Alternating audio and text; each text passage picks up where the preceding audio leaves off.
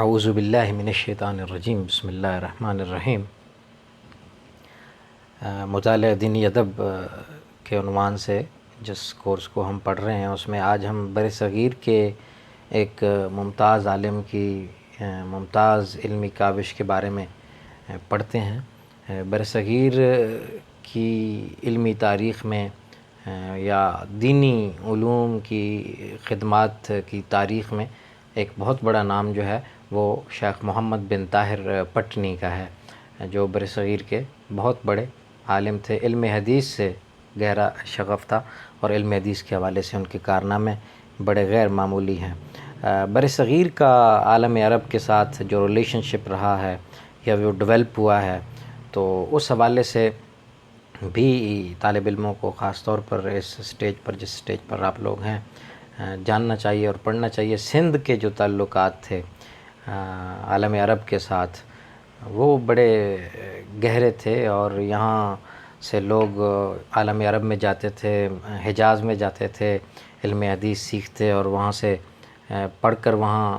سے واپس آتے تو یہاں پر پھر حدیث کی تدریس اور دیگر علوم کی تدریس میں خدمات سر انجام دیتے۔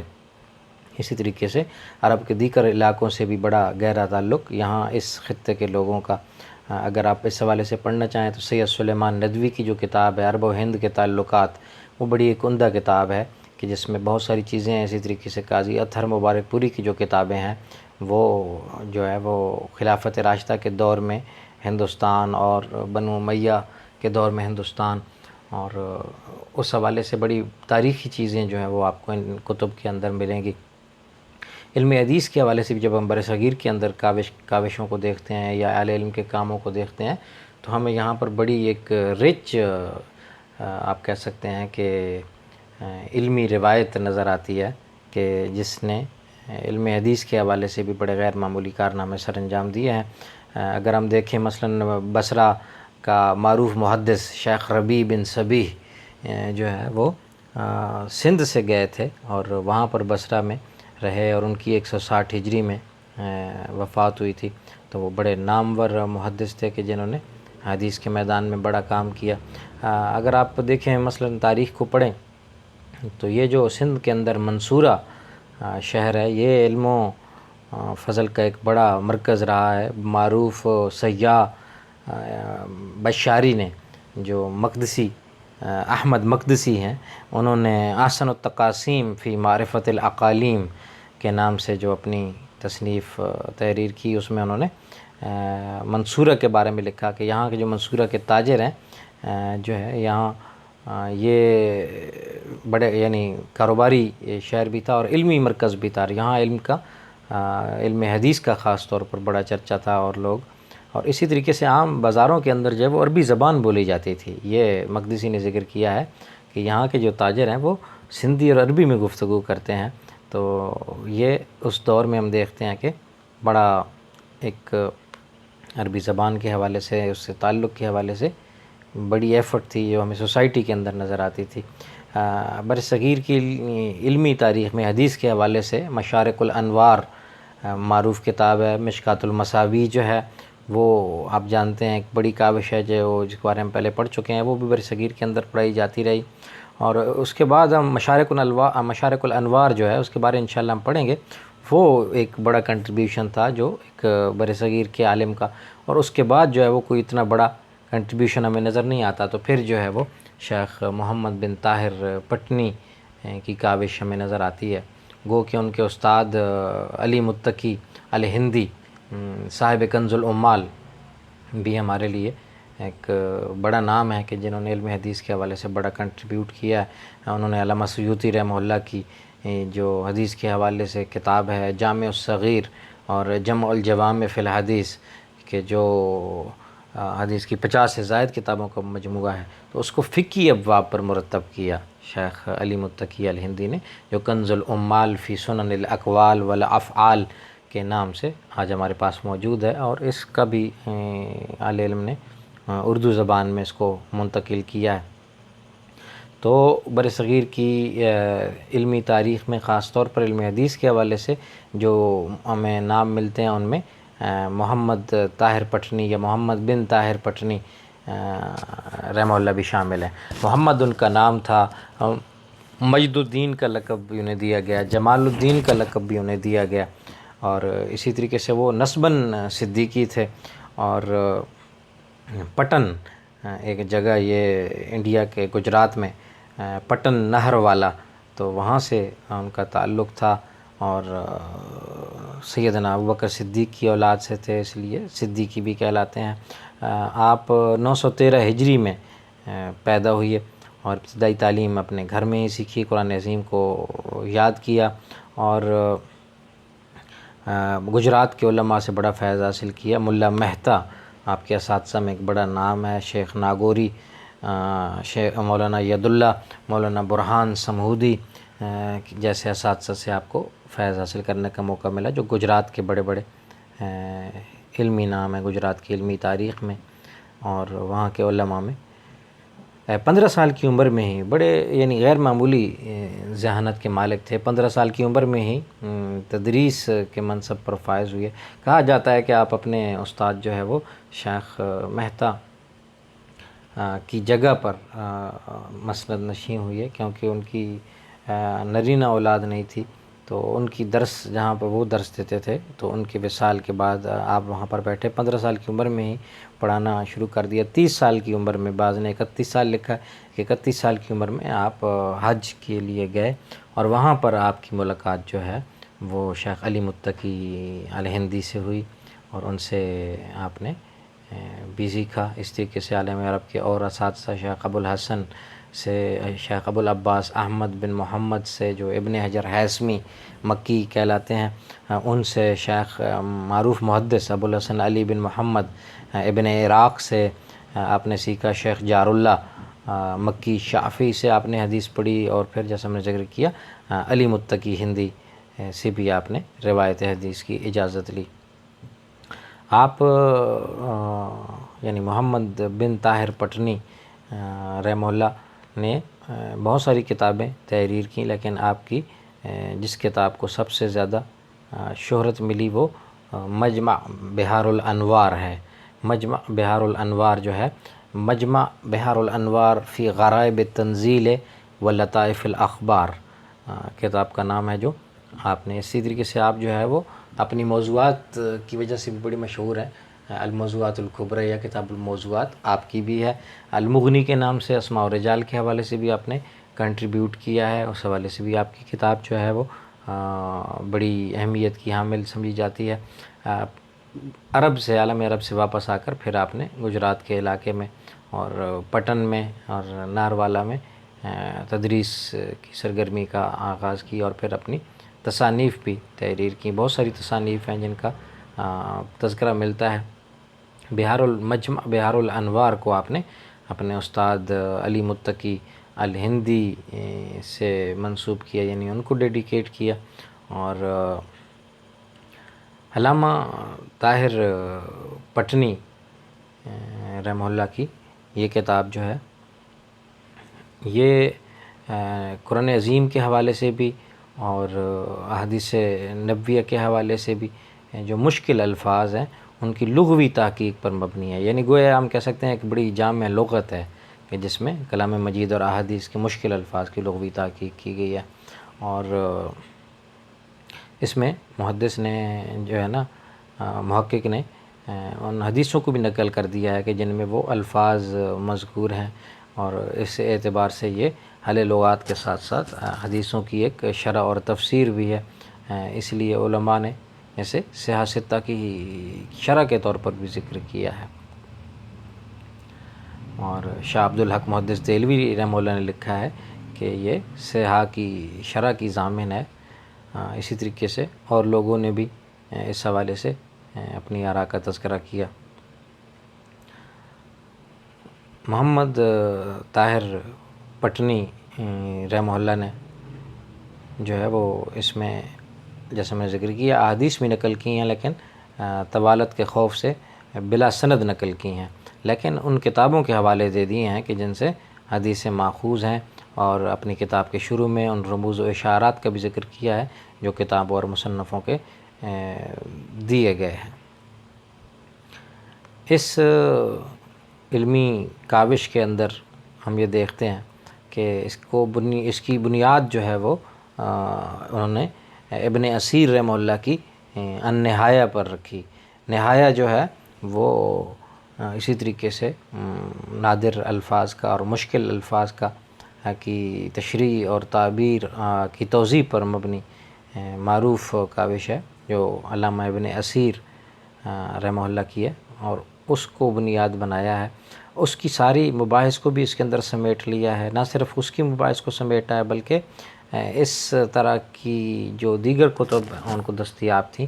ان کی مباحث کو بھی اپنے اندر سمیٹا ہے۔ تو گویا یہ بھی ایک آپ کہہ سکتے ہیں کہ ادارۃ المعارف بن گیا ہے، کہ جس کو طاہر پٹنی، محمد بن طاہر پٹنی، عام طور پر ہم علامہ طاہر پٹنی کے طور پر انہیں جانتے ہیں یا طاہر پٹنی کے طور پر، لیکن ان کا اصل نام محمد ہے، اور محمد بن طاہر پٹنی۔ اس کتاب کے اندر اس کی بہت ساری خصوصیات ہیں، ان میں جیسا میں نے ذکر کیا، ایک تو یہ ہے کہ النہایہ کو بنیاد بنایا گیا ہے اور اس کی ساری مباحث کو انہوں نے بڑے آسان انداز سے سمیٹا ہے۔ اس کے علاوہ جو انہیں دستیاب کتب تھیں ان کی روایات کو بھی، ان کی مباحث کو بھی بڑے آسان انداز سے انہوں نے اپنے ہاں سمیٹا ہے، اور صرف سمیٹا نہیں ہے بلکہ اس پر اس کا خصوصیت یہ ہے کہ اس پر اضافے کیے ہیں، کہ ابن اسیر نے کلمات کو عموماً ضبط نہیں کیا ہے، مگر علامہ طاہر پٹنی نے ان کے ضبط کا بڑا اہتمام کیا ہے، اور اسی طریقے سے ایک لفظ کے دیگر صیغوں پر اور اس سے نکلنے والے جو الفاظ ہیں، یعنی علم اشتقاق جسے ہم کہتے ہیں، مشتقات کو جو ہے وہ لے کر آگے بڑھتے ہیں اور ذکر کرتے ہیں ان کا بھی، یہ بھی اس حوالے سے ایک بڑا اہم کام ہے۔ غریب الحدیث پر جن لوگوں نے کام کیا ہے انہوں نے ان لفظوں کے معنی نہیں لکھے ہیں کہ جن کے وضعی معنی معلوم اور مشہور ہیں، لیکن مجموع البحار میں ابن علامہ طاہر پٹنی نے نقل کیا ہے کہ زیر بحث حدیث میں اس لفظ کی تعویل کسی خاص نوعیت کی ہوتی ہے۔ حدیث کے معنی کی شرح بیان کرتے ہوئے وہ شارحین کے بیان پر اضافہ بھی کرتے ہیں، تو یہ بھی ایک بڑا ایک منفرد اور امتیازی پہلو ہے جو ہمیں شیخ کے ہاں نظر آتا ہے۔ علامہ طاہر پٹنی رحمہ اللہ کو یا ان کی کاوشوں کو اہل علم نے بہت سراہا۔ ابن علامہ طاہر پٹنی کی جو چیزیں بڑی ممتاز ہیں، ان میں ایک چیز جو مجھے بڑی زیادہ اچھی لگی یا بڑی ممتاز نظر آئی، وہ یہ ہے کہ وہ ایک امیر گھرانے میں پیدا ہوئی ہے۔ ان کے والد صاحب تاجر تھے۔ گجرات کے اندر جو ہے وہ بوہرا فیملی موجود تھی۔ بوہرے جو ہے آج بھی وہاں پر موجود ہیں، اور سنی بوہرا اور شیعہ بوہرا، تو ان میں سنی بھی ہیں اور شیعہ بھی ہیں، اور اہل تشیع بوہرے بھی ہیں اور سنی بھی ہیں۔ تو آپ سنی بوہروں کی کمیونٹی سے تعلق رکھتے تھے، اور حنفی المذہب تھے، آپ کا فقہی مذہب حنفی تھا، اہل سنت والجماعت کے آپ یعنی نمائندہ تھے شیعہ کے مقابلے میں جو گجرات کے اندر۔ تو مہدویت یا مہدویہ، مہدی سے مہدویہ کی ایک تحریک چلی تھی جو یہاں پر بڑا عرصہ موجود رہی گجرات کے اس خاص طور پر اس علاقے میں۔ تو ان کے خلاف لکھنے پر، ان کے خلاف بولنے پر، آپ پر زندگی تنگ کرنے کی کوشش کی گئی، حتیٰ کہ آپ کو شہید بھی انہی لوگوں نے کیا۔ تہجد کی نماز کے دوران آپ کو شہید کیا گیا، اس سے پہلے بھی آپ پر اٹیکس ہوئے جس میں آپ زخمی بھی ہوئے تھے، لیکن آپ باز نہیں آئے کہ بھئی جو بدعت ہے یا جو غیر شرعی چیزیں ہیں ان کو غلط کہنے میں آپ نے بہرحال اپنی ساری صلاحیتیں کھپائیں۔ جیسے میں ذکر کر رہا ہوں، چونکہ وہ تاجر تھے تو ان کے ہاں ان کے والد صاحب کے پاس بڑی مال و دولت تھی، تو انہوں نے اس دولت کو بڑا صحیح استعمال کیا، اور بڑا ممتاز اس حوالے سے کہ وہ یہ کہتے تھے کہ اگر کوئی بچہ ہے اور وہ لائق ہے تو یا محنتی ہے یا اس کے اندر یہ جستجو ہے، شوق ہے، تو وہ جو ہے میں اس کی کفالت کروں گا اور اسے آگے پڑھنا چاہیے یا اسے آگے پڑھایا جائے، اور یہاں تک صرف اس کی نہیں بلکہ اس کی پوری فیملی کی بھی جو ہے وہ کفالت کرتے تھے۔ اور یہ ایک بہت بڑی کاوش ہے اور یہ بہت بڑی خدمت تھی جو محمد طاہر پٹنی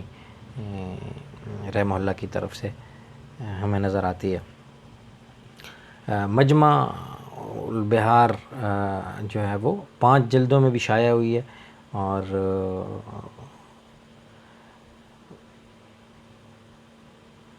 مختلف یعنی اس کے ایڈیشنز ہیں. آپ کو عام طور پر جو ملتی ہے وہ حیدرآباد دکن سے حبیب الرحمن اعظمی صاحب کی تحقیق سے 5 جلدوں میں شائع ہوئی. اور اس کے اندر جیسے میں نے ذکر کیا کہ ایک تو وہ مشکل الفاظ احادیث نبویہ کے اور قرآن کے، تو ان کی تشریح اور توضیح بھی ہمیں نظر آتی ہے. اور آخری حصے کے اندر ہم دیکھتے ہیں کہ حدیث کے طلبہ کے فائدے کے لیے شیخ نے جو 9 فصلیں آخر پر قائم کی ہیں، ان میں مصطلحات حدیث پہ، جرح و تعدیل پہ، اور بے اصل احادیث پہ جو مشہور ہو گئی ہیں ان پر بھی بحث کی ہے. کہ کتابت حدیث کے آداب بتائے ہیں، رسول اللہ کی سیرت اور صحابہ کے فضائل کو بھی شیخ نے ذکر کیا ہے. نبی علیہ الصلوۃ والسلام کا شجر نسب بھی انہوں نے اپنی اس کتاب کے اندر ذکر کیا ہے. وحید الزماں صاحب نے کام کیا اس حوالے سے، اور انہوں نے کہا کہ بھئی بہت سارے مقامات پر جو ہے وہ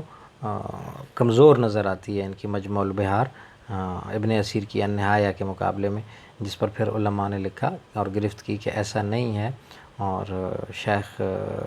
طاہر پٹنی کا جو کنٹریبیوشن ہے وہ اپنی جگہ پر بڑا غیر معمولی ہے، اور بہت سارے مقامات پر انہوں نے النہایہ سے بڑھ کر چیزیں ذکر کی ہیں اور اس پر زیادہ مواد کا اضافہ کیا ہے، اور ترتیب اور انداز جو ہے وہ بڑا احسن ہے، جس کی بنا پر اس کاوش کو بھی سراہا گیا. باقی تسامحات تو ہو جاتی ہیں انسان سے، اور انسانوں سے جو ہے وہ انسانوں جیسی توقعات رکھنی چاہیے. اہل علم سے بھی غلطیاں ہو جاتی ہیں. اگر بعض مقامات پر ایسا نظر آتا ہے تو بعض علماء نے جیسے جو ہے نا یہ شیخ عبدالعلیم چشتی ہیں جو کراچی کے اندر استاد ہیں، تو انہوں نے بھی اس پر کام کیا، اور طاہر پٹنی رحمہ اللہ کی کتاب کے حوالے سے تو انہوں نے بھی نشاندہی کی بعض چیزوں کی. لیکن بہرحال اس کتاب کو ایک عمدہ کتاب کے طور پر گردانا گیا. شیخ عبدالحق محدث دہلوی نے جیسے ہم نے ذکر کیا کہ اس کو بہترین کتاب کے طور پر ذکر کیا، اور اسی طریقے سے نواب صدیق حسن خان کنوجی بھوپالی نے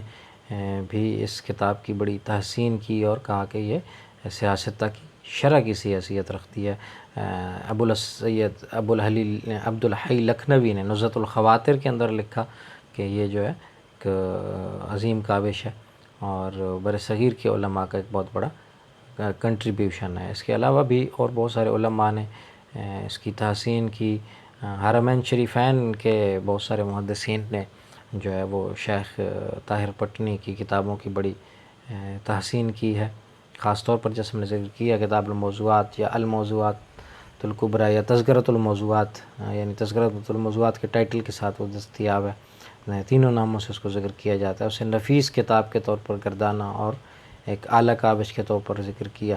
تو مجمع البحار جو ہے وہ طاہر پٹنی رحمہ اللہ کی ایک معروف علمی کاوش ہے، اور برصغیر کے علماء کا ایک منفرد کام بھی ہے اور منفرد ایفرٹ بھی ہے کہ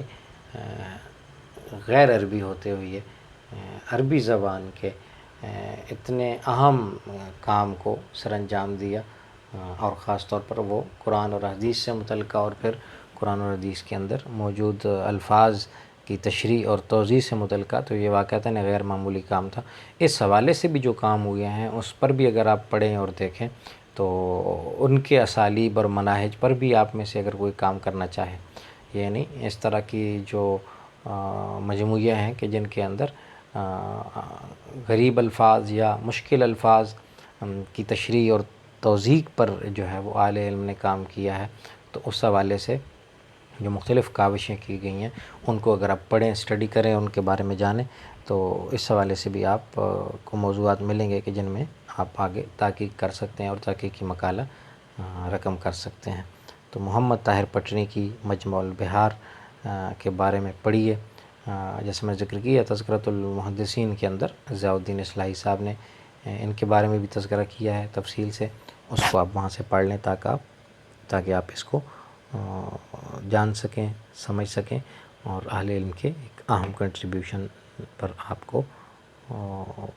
آپ مطلع ہو سکیں، آپ کو اس کو خبر ملے۔